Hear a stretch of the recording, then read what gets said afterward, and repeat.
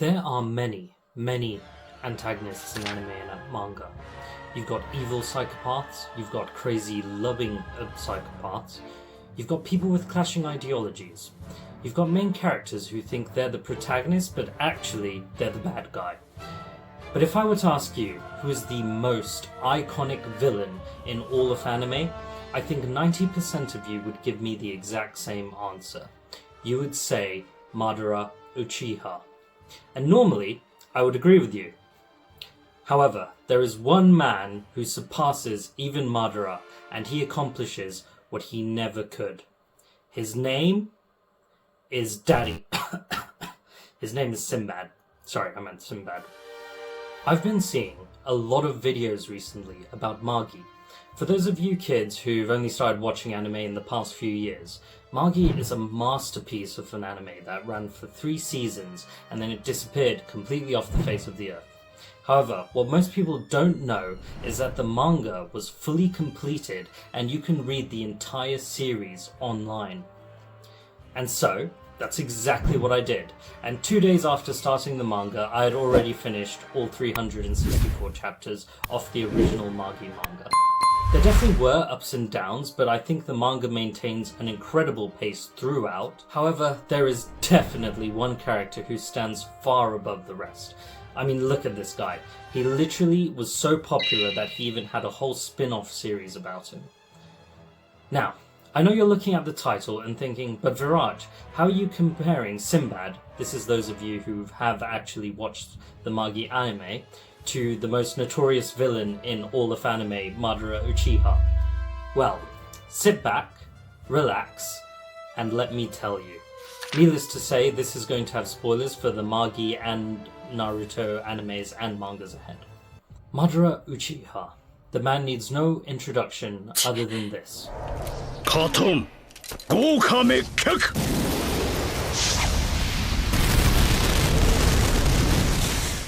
Madara isn't a man with a god complex. He is a straight up god. This dude strikes fears in the hearts of men and babies alike. He makes grown men piss their pants. He is the GOAT, hands down. Madara was born into a world of endless conflict, and from the very beginning he was forced to fight, lose, and adapt. His entire ideology revolves around the belief that true peace is impossible in a world driven by human emotion. Love leads to hatred, bonds lead to betrayal, and pain is simply inevitable. Madara's solution to this world is simple, the infinite Tsukuyomi. For those of you who have watched the manga, you know what this is. Trapping the entire world into a reality created only by their deepest desires and dreams. No war, no loss, no suffering. Just a perfect illusion where no one ever has to feel pain again. The scary thing about Madara Uchiha is that on paper you can almost understand where he's coming from. Haven't we all wished deep down that we could eradicate the world of any kind of suffering? The difference between a goat like Madara and a regular person is simple. When we ask ourselves that question, we sigh and we acknowledge the fact that suffering is inevitable and nobody can take on all the hardship by themselves. But this man, this one insane man, looks at this world and says bet. To him, it's not a matter of if, it's a matter of when. The main problem with Madara's worldview is that he can justify almost any kind of atrocity, no matter how bad it is. Betraying his best friend and stealing his DNA? That's just another Tuesday.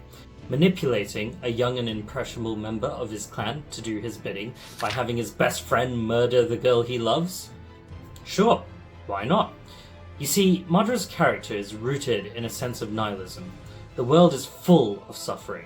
He's trying to improve the world. These fools were going to suffer anyway. What difference does it make if it's by his hands or someone else's?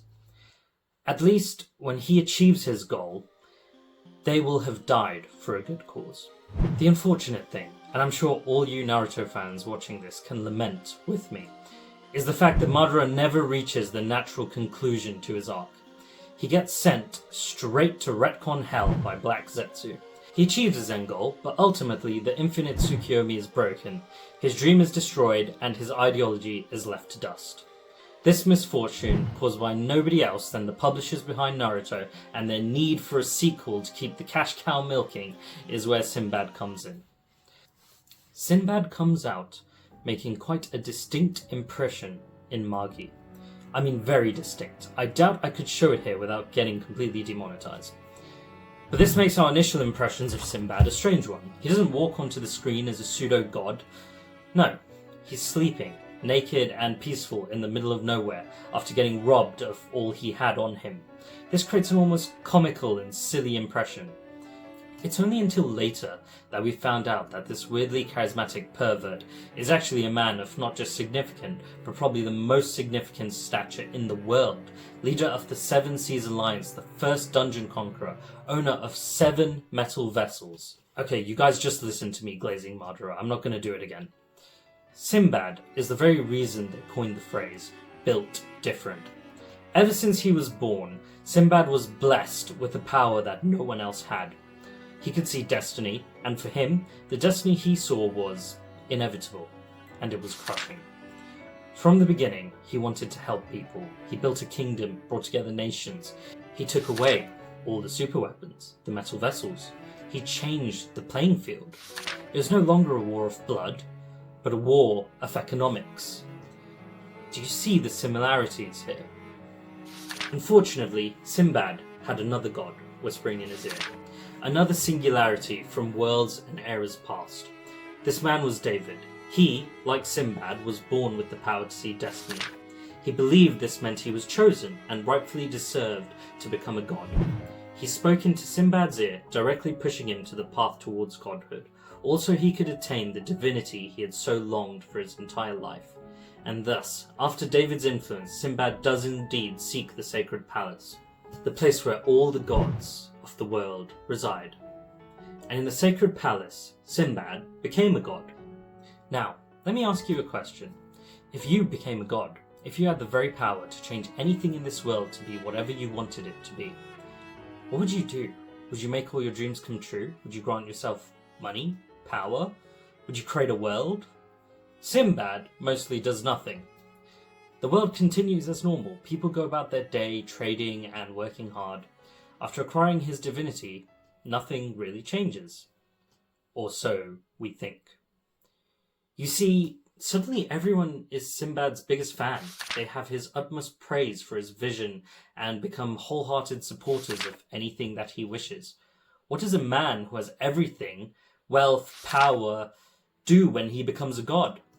Well, he does the one thing they all tell you money can't buy, that power cannot grant. He changes the hearts and wills of the people, altering them so they are perfectly in line with his own. He knows what's best. He's seen destiny. People should agree with him, and now they will. So I think it's pretty obvious that this draws some parallels towards Madara's ambitions. On one hand, someone wants to plunge the world into an endless dream, fulfilled only by their desires. Conversely, there's another man who wants to eliminate conflict by making everyone feel as one. Both of them have the ultimate good of the world in mind, but they both go through very different means of achieving those very goals. Yes, Sinbad thwarts countries and even manipulates other people for the sake of achieving his goals. However, he doesn't lose his morality on the way to achieving this. What he loses, however, maybe is something more significant. It's his faith in the surrounding people. By the end of the series, Sinbad is drawn to the conclusion that the world could only be unified if it is drawn to one banner. The world is wrong. How else could such suffering exist? And if the world itself is wrong, then the person who made it must be even more so. Sinbad doesn't believe in the people who built the world he lives in. He knows Solomon was only a man as well. Isn't Sinbad also a man? No. He's the greatest man to have ever existed. So why shouldn't he think that he can do a better job? And so, he does exactly that. Unfortunately, it is at this very end of his goal that he completely loses touch with what he wanted to protect in the first place. He decides that the only way to make the world right is to destroy the terrible world that exists now, ending all life and rebuilding it from scratch. There are other universes out there, other gods. Sinbad needs to protect himself from them too. He needs the lives and magic of all the people living in this world in order to fight back. Sinbad has climbed to the top of one hierarchy. What's to say he cannot do the same for more? What's to say he cannot become the greatest god in the entire universe? I think this truly highlights the core problem with his ideology. Almost unshakable faith in himself. And the one problem with being greater and better than every single person around you is that there is no one else to tell you that you're wrong. Madara has the same problem. I almost look at these two characters as two sides of the same coin. They both came to believe that they were meant for more, that they were built stronger or better than their peers. Madara found this out through sheer domination. He knew he was stronger than everyone else. Everyone was always told Sinbad, on the other hand, that he is the greatest king and that he is their idol. Honestly, could anyone blame these two for thinking that they were different? The problem with being different, or just believing yourself to be different from everyone else, is that you're on your own. These men ended up becoming isolated by their strength and ability. The first thing that propelled them to such heights also trapped them in a cage where only they existed. There are no peers when you become such an existence. In terms of raw strength, especially after Hashirama, there was nobody who could hold a candle in front of Madara Uchiha. There was not a single person who could challenge his ideology, and this is where Madara completely loses his morality. Fortunately for Sinbad, there are a group of people who were not affected by his influence, and ultimately Sinbad decided before his final ascension to godhood to ask himself, was this the correct choice? Ultimately, this last act of humility, of willing to doubt himself one last time lest he never do it again, does he realize that he has made a mistake. And thus, Sinbad stops the plans he put in place and saves the world from David. He listened one last time, and when he knew he was wrong, he gave himself up to rectify his mistakes. And ultimately, this is why I think Sinbad has a much more fulfilling and complete arc than even the greatest villain, Madara Uchiha. If you haven't watched Magi, definitely go check out this anime because it's awesome. And if you have finished the anime, go read the manga. It is worth your time. If you've enjoyed this video, it would mean a lot to me if you like and subscribe.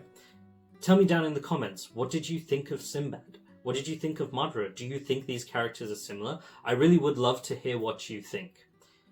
Now, this is V, signing off. I hope you have a wonderful day, and I'll see you next time. Cheers.